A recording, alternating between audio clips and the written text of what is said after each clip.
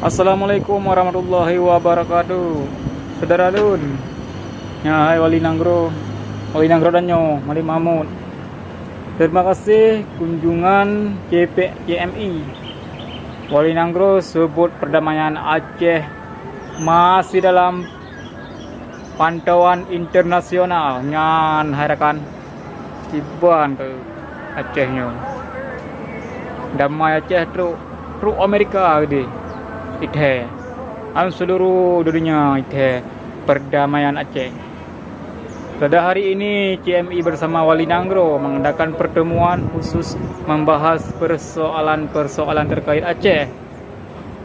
Kata Kabak Kerja Sama dan Humas Wali Nanggro M. Nasir Syamaun MPA. Ngambah lepu pegah home di Wali Nanggro dan nyo. Kan lejek ke bahasa Inggeris. Awak ada tak video Wali Nanggro dengan kepegah haba nganyo. Nganyo. Ngawak luar Nanggro. Gedung atas mata kepegah haba ngalah Aceh. Iban lah. Awak ada video. Nyo berita nyo tu. Video hana.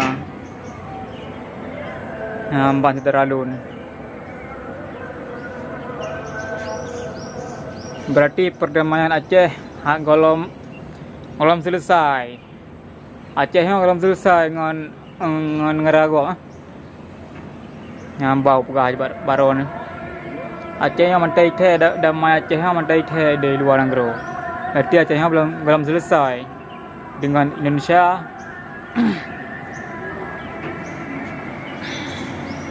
Assalamualaikum warahmatullahi wabarakatuh.